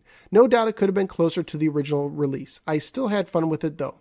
Ms. Pac-Man is a tough call for me. Not too bad, but I expected it to be closer than what we ended up with. The thing I would love to know, why does the 320 version look so much more like the arcade than all the other ones? I know resolution helps, obviously, but it seems that the other versions have different artwork rather than just lower resolution. I hope that makes sense, and certainly no disrespect intended towards any of the programmers, just genuinely curious questions. And I have no problem when people, actually have different opinions or look at it from a different angle. Retro Gamer 81081 says Ms. Pac-Man is a Hall of Fame game. I thought they did a great job porting Ms. Pac-Man to the 7800. The levels look accurate, the ghosts look close to the real counterparts, and it got the intermission parts down pat. Pole Position 2 is a meh game. It is a decent game graphically, but the car sound is annoying and it sounds more like an airplane. Well, that's what you get for keeping the TIA chip from the 2600 system in it. Also, I find it less challenging than the actual arcade version. My 2 cents on it. Kappa Guy 99. These two games are part of one of my favorite Christmas moments ever. Wow, we're getting a Christmas memory. Definitely a top 5 Christmas moment, right up there with my first snowblower, because he lives in Minnesota. In Christmas of '87, I was in the 1st grade, and I got what I really hoped I would get, an Atari 7800. Wow. My parents got a picture of me opening up that 7800 box that captured basically pure joy. Ms. Pac-Man was one of the games I got along with the console. I'm really, Kappa Guy, I'm really interested. The Nintendo was out and was a hot system. So why did you want a 7800 so much? I'm glad you did. I picked a 7800 too, but it's very rare for someone in 1987 to be like, I wanted a 7800. So if you ever want, send some feedback in the show. I totally would appreciate hearing that. Okay, so on to the games. Pole Position 2, he gives it a meh rating. I've never played Pole Position 2 in the arcade. Still haven't to this day. So I can't say how close it came to the original. Totally blew away Pole Position on the 2600 with having 4 different courses to choose from, but it seemed pretty simple. There was no variation in the crash graphics, for example. Not even a few different ones, just the same explosion over and over. And I think anyone who grew up with Pole Position 2 understands seeing the same explosion over and over, sometimes on the harder races. Nor was the sound very impressive. Looking back, I think this was the Pac-In game because it featured both buttons. So there's an interesting idea there. Ms. Pac-Man is a Hall of Fame game. I used to play this one quite a bit, and to me, this is what comes to mind when I think of Ms. Pac-Man. It's not too far off from the arcade version. It stands up well over time. Even after we got a Nintendo for years afterwards, I would take my Atari out each summer and play my old favorites, and this was definitely one of them. Interesting. Sean says Pole Position 2 is solid, and Ms. Pac is a Hall of Fame game. Trevor says defining Hall of Fame game as a top 5 game on the system leaves both Ms. Pac-Man and Pole Position 2 with a solid game vote for me. Both are better than meh, but neither make it up to the top 5 though. And yeah, that's what I wanted to do with a Hall of Fame game. I wanted it to be special because otherwise, we could be one of these shows where it seems like every other game's a Hall of Fame game, and I wanted the Hall of Fame games to be special. So yeah, I dig it. I believe Atari Jag Player says, I believe Ms. Pac-Man and Pole Position 2 are both categorized as Hall of Fame top 5 on the systems. This is the highest. I don't think anyone's called Pole Position 2 solid yet, so this guy gives it a Hall of Fame. Every time I purchase a 7800, I'm sure to add each of these games to my collection as soon as possible. They have tremendous replay value. There are certain games on the system that the system owner keeps in the software libraries that often lead to the question, what game have I not played for a while? Pole Position 2 and Ms. Pac-Man are those go-to games in my 7800 library. Thank you for posting this thread, for the thread enabled me to reflect on my experience with the 7800 and these two games. And that's awesome. I'm glad that it helps you kind of relive that. That's kind of one of the points of the show. So I'm glad people can do it. Oh, and then Trevor showed, if you want to go to the thread, he has a link to where some people hacked Pole Position 2 and for the 7800 and kind of made it look more like the arcade. And it definitely looks better. But I think, nowadays, any home brewer with the tools that we got at their disposal, it seems like they can make better games than they could have 20 years ago. So yeah, I think you could almost make any game better. Drac is back, says, I'd say Hall of Fame for Ms. Pac-Man. Solid for Pole Position II. Some are hard on it, but I always have really good memories of playing it. So yeah, I do have good memories of playing it, but when I went back to it, it didn't hold up as well for me.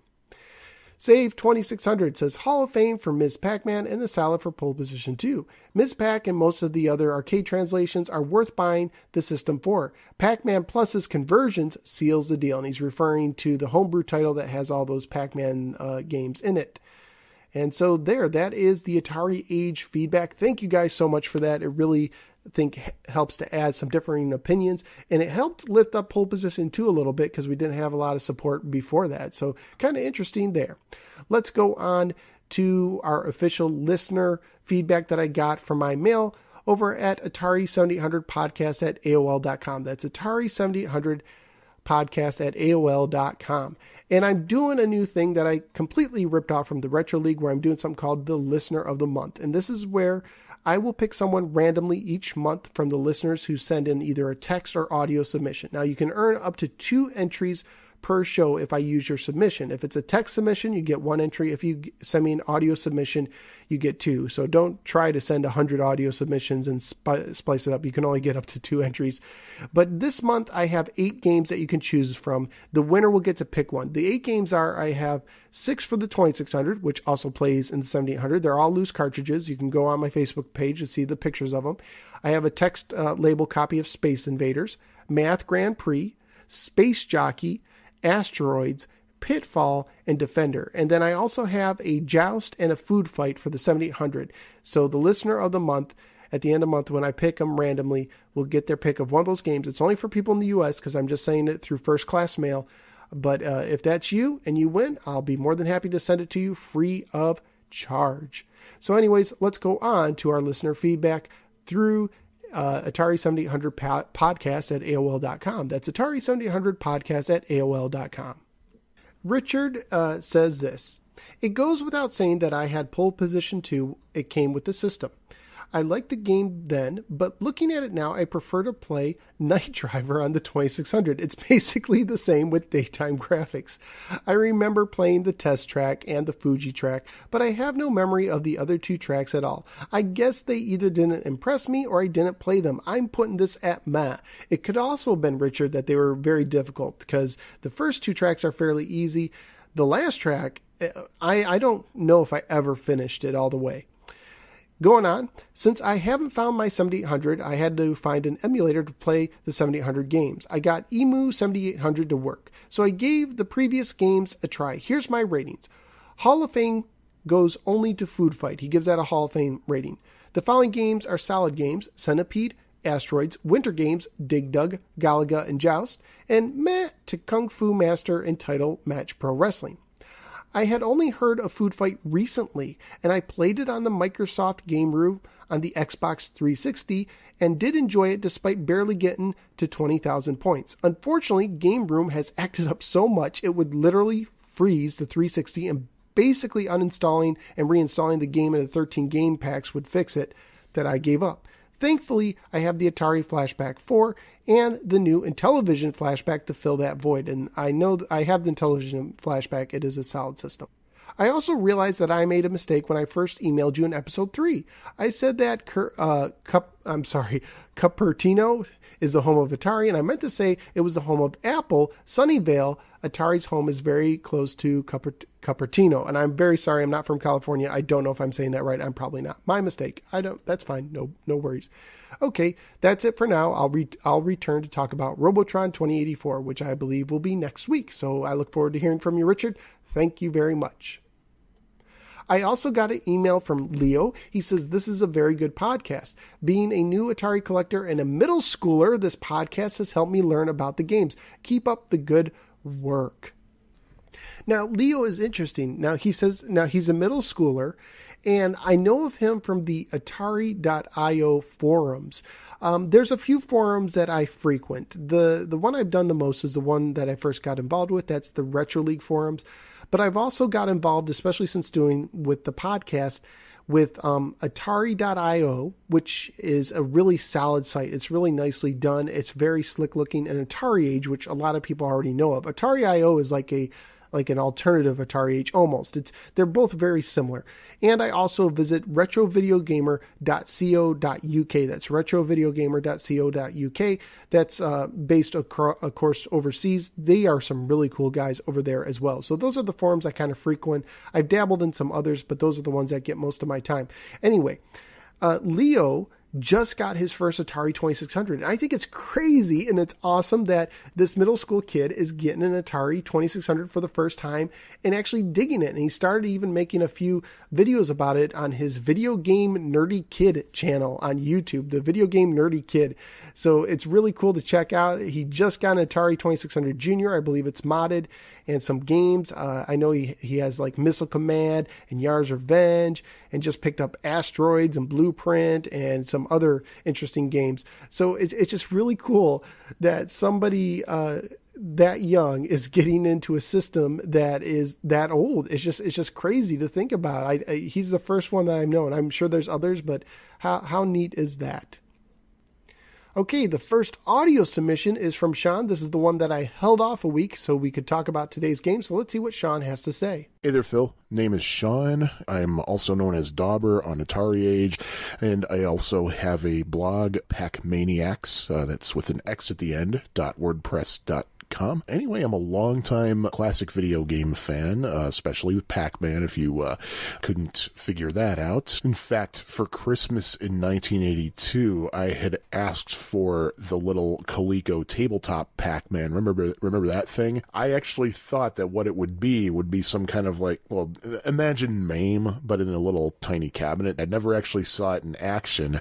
My parents very wisely didn't actually get it for me. Instead, they got an Atari 2600 for my brother and me, and I never thought that would ever happen. And so Christmas in 1982 was pretty freaking awesome. We had two games that came with it. There was Combat, and my parents bought Pac-Man and shoved that in the box. Anyway, I've never really lost my love for playing these games. Sometime in the 90s, a good friend of mine, my friend Jim, who actually might even be listening to this podcast. Hey, Jim. Anyway, he had turned me on to the Atari 7800. I'd always known about it. I just never actually saw one in person. And I really dug it. Probably about 8 years ago, I finally got my own 7800. And it's one of the models that doesn't have any evidence that there was ever supposed to be some kind of a expansion port. And the interesting thing about my particular unit is that it actually plays everything as far as I can tell. It's a Starpath Supercharger games plays with no problem. The Activision Decathlon works. All the Magic games, all the Activision games, they work fine in it. And I don't know if it's maybe because I made a slight modification. A lot of people complain about how hard it is to put certain cartridges in the thing, how you don't have that satisfying little click. Somebody had posted on Atari Age that there's a little trick you can do. You can cut away, there's like a lip on the inside that borders the cartridge slot. They said if you cut that out with a Dremel, that'll make things a lot easier. I tried that. Sure enough, it really does. Even a razor blade will do it. But yeah, cut that little lip out. Cartridges will go in a little bit easier. So anyway, it's just been an interesting life. For about 22 years, like I've been friends online with the guy from another totally unrelated forum. And once I just kind of, on Facebook, I mentioned Atari.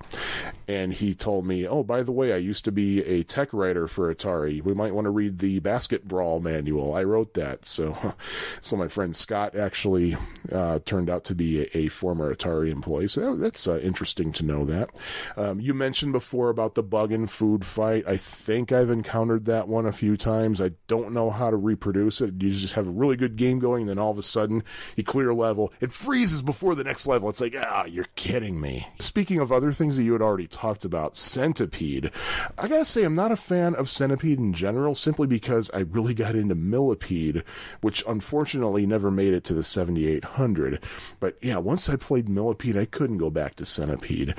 That's all I have to say about that. And something about how I seem to remember you had mentioned that women tend to gravitate toward that game. And my own personal experience, that seems to be kind of true.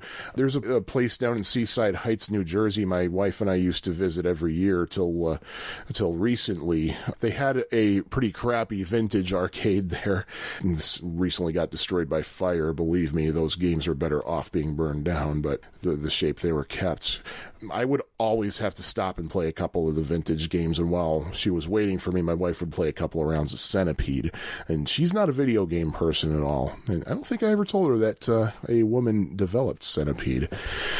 But anyway, going on to one of your current games, Ms. Pac-Man. I figured, hey, since I'm a Pac-Man fan, I have the Pac-Man blog, I might as well share my thoughts about it. I gotta say, I'm not a huge fan of the Atari 7800 version. There's just something not quite right. I mean, it's a fine game, nothing wrong with it. In fact, my rating for it, solid. Not Hall of Fame, but definitely solid. Nothing wrong with it. It's pretty faithful to the arcade game. It is missing a few things. There's like a shortage of dots. The colors are a tiny bit off. And I know that a lot of people don't care about this, but it doesn't have the turbo mode. And yeah, I know a lot of purists are going to say, well, that's not the original version. Well, guess what? It doesn't matter, because the original Ms. Pac-Man is essentially a hack of a hack anyway. It's not even authorized by Namco. Well, until recently. So any argument that a turbo Ms. Pac-Man is not real, no, that your argument just does not hold water. Having said that, something I'm a big fan of, you've mentioned him before, Bob DeCrescenzo. Heck of a nice guy, really nice guy, and a great 7800 developer. His cartridge called Pac-Man Collection, ! By the way, has a improved version of Ms. Pac-Man that has all the dots that are missing. The colors are more accurate. The design of the ghost sprites is a little bit better. That is a fantastic version of it. I would definitely give basically all of Pac-Man Collection itself a Hall of Fame rating. It's much more arcade accurate, and there's also a high-speed mode on there, of course, so naturally I kind of like that. But anyway, thanks for the podcast, Phil. I'm normally not a fan of one-person podcasts, but you seem to make it work. Good job, and I'm looking forward to future episodes. Thanks, Sean. That's awesome. Yeah, I'm just one man and a mic, and that's the way I like it. Part of it's out of necessity because I have kids and a family, and it's really hard for me to schedule Skype calls or whatever. I've done a few guest kind of appearances, I guess you'd say, in some of the Retro Junkie minis with other people, and I like doing that too. But as far as a consistent basis, I just can't schedule it every week or every other week, so I had to do it this way. But hey, that's how Ferg does it. I really dig that. That's how the Toys R Us report does it. I dig that as well. I dig kind of the one man and a microphone podcast. It's a nice change of pace. You know, the two or more man podcast, or women, what have you, they do a really good job. I like how they play off each other, but sometimes it's cool just to have a one man and a mic podcast. At least that's my opinion. Otherwise I wouldn't even be doing this. So, first of all, your little website, I checked it out as I was listening to your submission. It's awesome. So I linked that on my Facebook page as I was listening and editing this episode. I actually said, I got to put this on now so I don't forget. So be sure to check that out and make sure you spell it with the X, because I tried to spell it with the C and I end up coming to a Manny Pacquiao website, the boxer. So the wrong Pac-Man there. Oh, Jim. Hi, how you doing? Wanted to say hi to Jim too. Let's see, what else did you say? The 7800, you talked about how you can Dremel it out. I think, now I bought a modded one off of eBay. I'm not good with that kind of stuff, modding and whatnot. Just something I haven't really tried. But I think the person who sold it to me may have done that, because I never have a problem with any of my cartridges fitting in. So yeah, I think taking a Dremel would probably fix any problems with like the Magic games and some of the other third-party games that have a hard time fitting. Just don't try River Patrol. That might break it, and that's an expensive game you don't want to break. And as far as Centipede goes, it's cool to hear that your wife likes it, even though she's not a gamer. I don't know what it is about that game. I kind of theorized on that episode that maybe it's the pastel colors, because I think that's what the one designer said that she tried to put into it.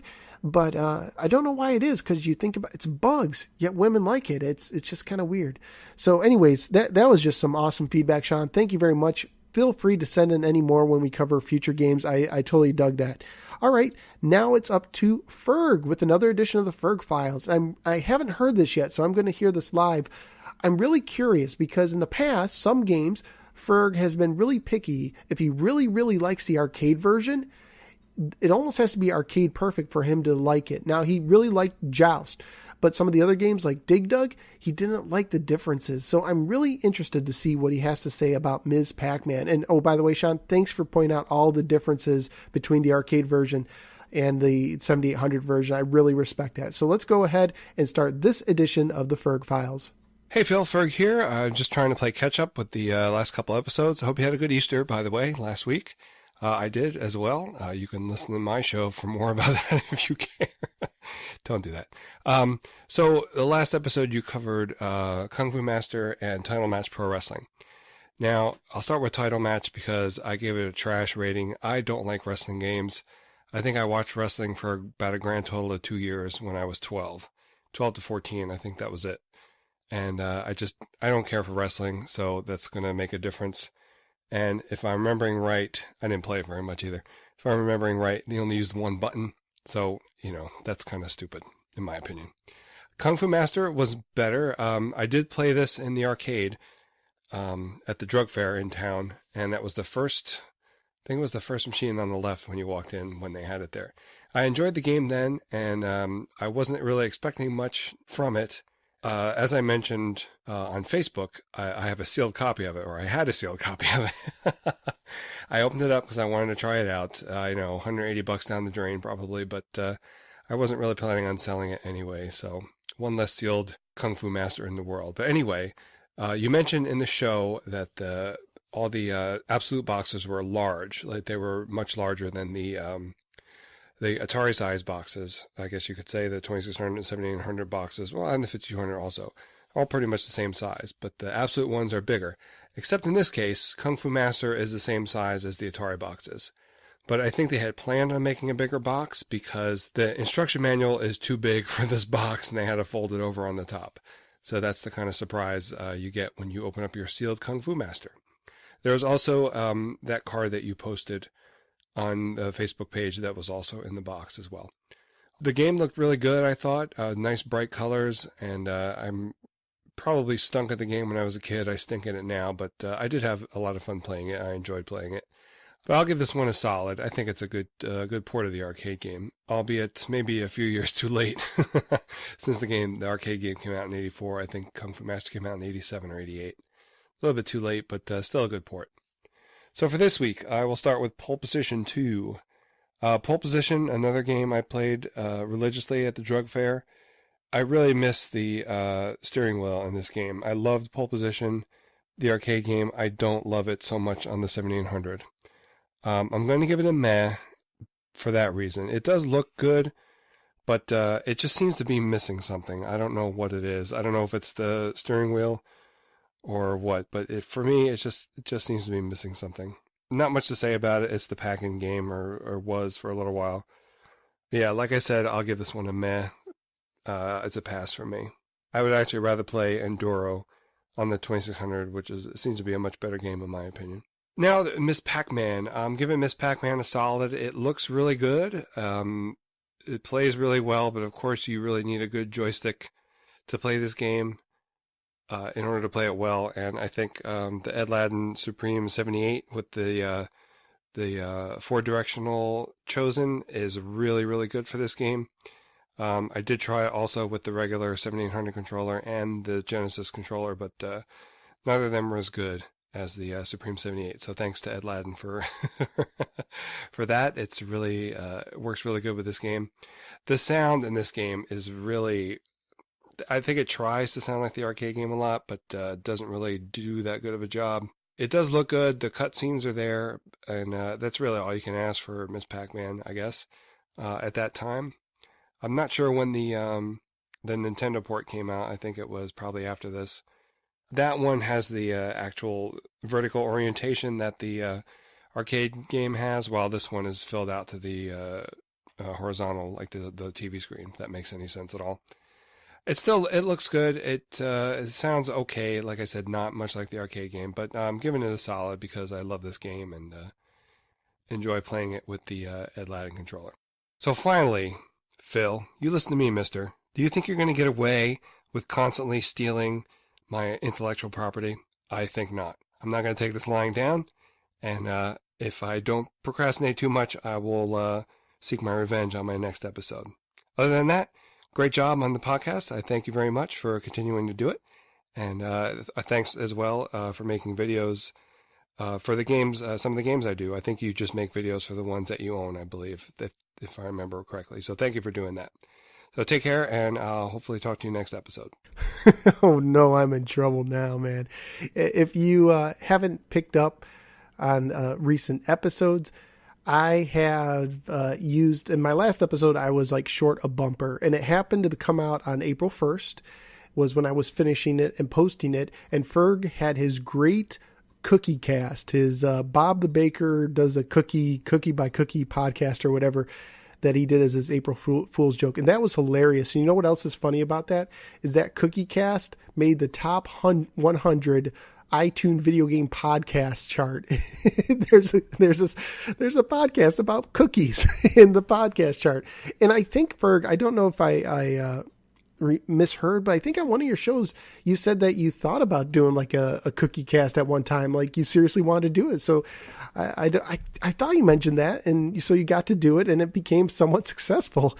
So long story short, I had to use his little cookie stuff at the beginning and the ending of my last episode for Title Match, and now I'm in trouble. So I didn't tell him that. I just totally stole that. So yeah, I admit it. You got me dead to rights. As far as your feedback, he talked about the card that I posted on Facebook. What he's talking about is there is a card I posted on Facebook that has it came with the Absolute games and the Activision games. And it shows their partnership, and it showed all their titles. Like, so on the same card, it's black and white, but it showed like Double Dragon, Rampage, I think Super Skateboarding, and like the F-18 Hornet or whatever. And that's what he's talking about. But very interesting that they shrunk the box there. I'm glad you could fill us out there. And you said you thought it came out kind of late, like 87, 88. I think it actually came out in 89, which really makes it pretty late.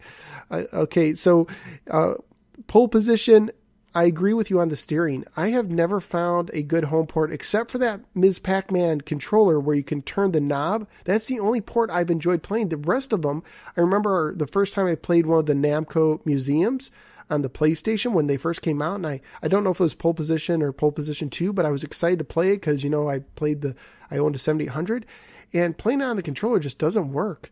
And I've never had a good version of Pole Position that works without a steering wheel, I guess, except for that one controller. And everybody, welcome to the games we'd rather play on the 2600 than Pole Position 2 on the 7800. So a couple of people said Night Driver. Now we have Enduro. But you know what? I agree with both of those. Both of those are great games. So if you want the nighttime, play Night Driver. If you want to play in the daytime, play Enduro. But I guess Enduro switches, doesn't it? Yeah, it goes night and snow and all that stuff. And I totally agree with you. The controller he was talking about from edladden.com, you can turn it into a 4-way controller, so it won't go diagonal. And I have one as well, and I played it with Ms. Pac-Man, and it works great. It absolutely works great. It costs a bit of money. It does cost a bit, but it just works phenomenal, both on the 2600 and the 7800, because you can use it on either or. And you have the ability, you can turn it either to an 8-way joystick or a 4-way joystick, and it just works great. So don't forget, if you want, you can go to edladden.com. That's EDLADDIN.com. And I just say it because I believe in his stuff. He makes some good stuff, man. And, you know, you can use the coupon code FERG, F-E-R-G. You know you made it in podcasting when you become a coupon code. You can use F-E-R-G and get 10% off your order. And even if you can't afford the big joystick, definitely look into the Seagull adapter. The Seagull adapter, I think it's like $25, something like that. Might be cheaper, I don't know. But it's not that much.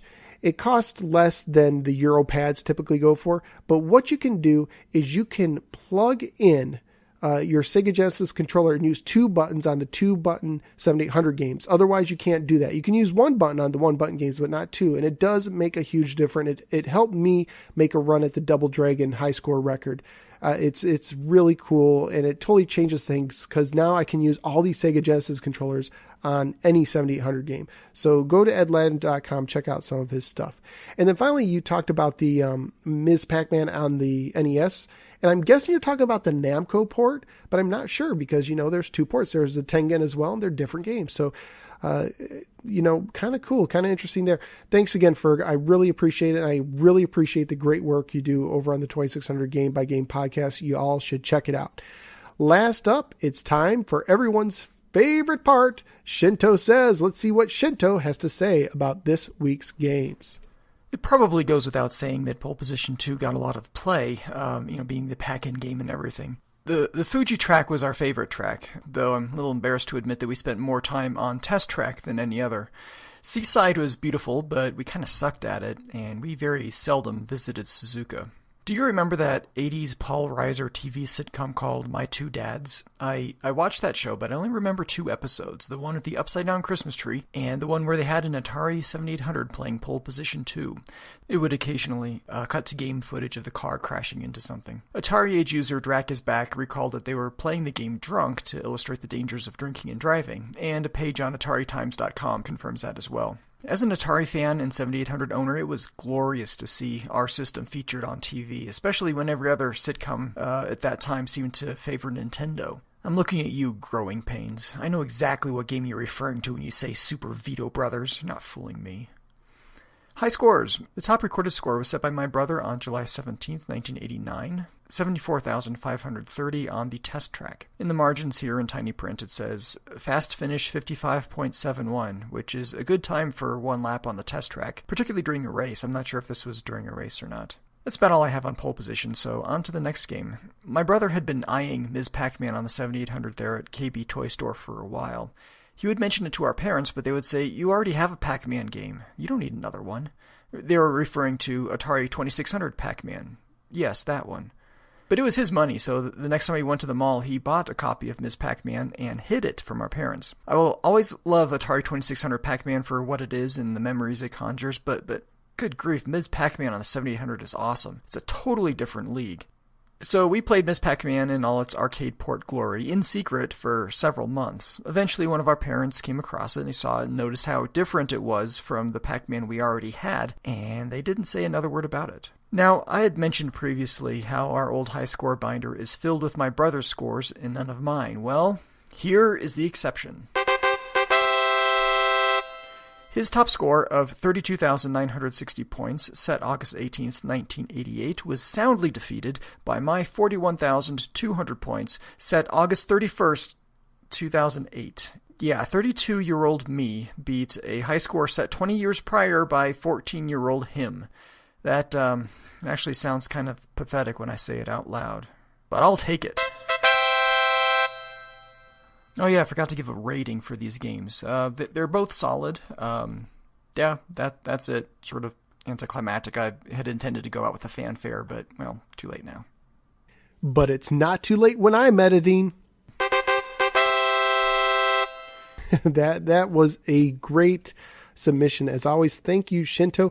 I am so glad that you brought up My Two Dads, because being a 7800 owner, I remember that the 7800 showed up in that show where other shows, like you said, had the Nintendo. I think Roseanne had a Nintendo too, if I remember correctly.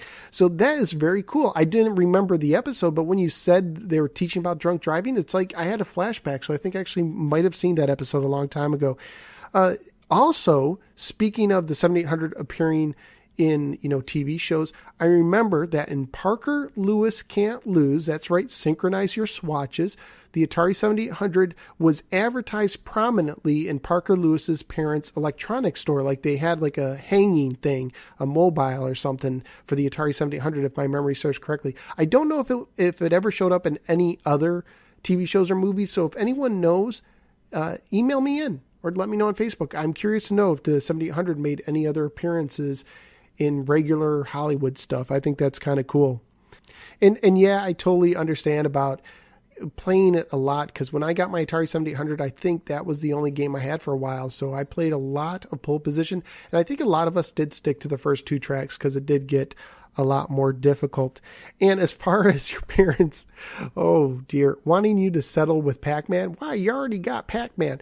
I think going from Pac-Man to Ms. Pac-Man on the 2600 is a big jump. And I think going from Ms. Pac-Man to 7800 Ms. Pac-Man is a big jump as well. So going from Pac-Man on the 2600 to Ms. Pac-Man on the 7800, that's a monstrous jump. So yeah, I guess once they saw it, they understood. So thank you again, Shinto. I really, really appreciate it. And thank you everyone who gave in any kind of feedback whatsoever. Remember, you can send them to Atari 7800 game just Atari 7800 podcast at AOL.com. That's Atari 7800 podcast at AOL.com, and you'll be entered for the drawing. I got to give my ratings. And actually last week, it's so funny. Last week, I started the show by saying I forgot to rate the games myself for last week. Well, I forgot to rate last week's game in last week's episode. So here's what I thought about Kung Fu Master and Title Match Pro Wrestling. First of all, for Title Match Pro Wrestling, I was a wrestling fan growing up. I like wrestling games. The controls are awful. They're just awful. It's so hard to pull off any moves. Shinto, keep your memories right where they are. Don't pop it in again. I think it's just too hard to control, especially against the computer. Maybe it's better against a human opponent, but I have to give it a trash rating. It's just so hard to control. It looks great, but it's hard to control. Kung Fu Master is interesting for me. I do think the NES version is much better. I do wish they tightened up the controls. It's like borders meh and salad, but the thing is I like that type of game. I like Kung Fu Master. I like the NES version, and I actually had fun with it, even though the controls were bad. So I probably like this game more than there's other games on the system that probably control better, like Pole Position 2, that aren't just as entertaining. So, it's going to be kind of a low salad, but Kung Fu Master's getting a salad. But what about this week's games? Let's see. Well, Pole Position 2, like most people so far, it's going to be a meh. I enjoyed it growing up, but when I replayed it, it did not hold my attention well at all. It hasn't aged well, and I think a lot of people agree. But if you're getting a 7800, odds are you're going to get it for free anyways with the system or when you buy some other game. So you don't need to go out your way for that. Ms. Pac-Man. It's close to a Hall of Fame game, but it's going to be a high salad for me. And that's only because I'm not the biggest maze game fan. I do enjoy it. I really do. But I think I can think of 5 other games I'd rather play. So it's like going to be on the ballot. Maybe the Veterans Committee will vote it in later on. But Ms. Pac-Man is just going to be solid for me. I think it's a really good port, and I think if you own a 7800, you should track it down. I do agree with that. Don't forget, you can also catch me on the No Swear Gamer. Ferg was right. I do videos for his show if I own them. Some of them I've tracked down. I only do copies I own. It's all on the real hardware for the most part. I think there was one homebrew that I did in an official compilation, but for the most part, I actually show you the physical cartridge even when I'm doing the review or the box or something like that. Recently, I've done reviews on Kung Fu Master and Title Match Pro Wrestling on the 7800 and Title Match Pro Wrestling on the 2600. And I think my review of Title Match Pro Wrestling that I posted was the first review, full review on YouTube.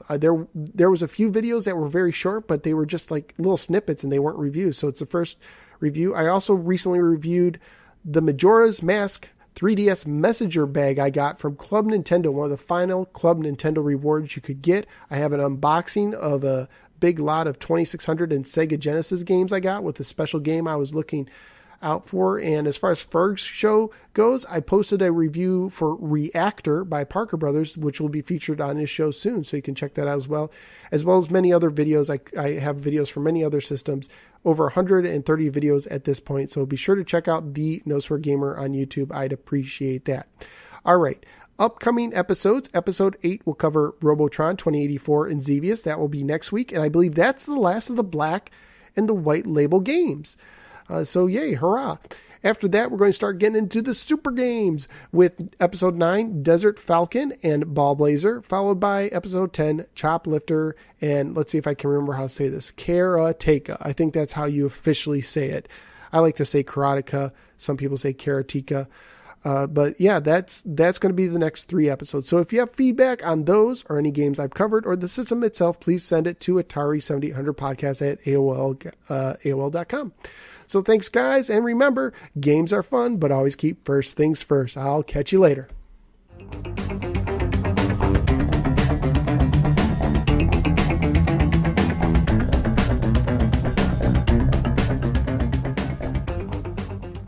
You have been listening to the Atari 7800 Game by Game podcast.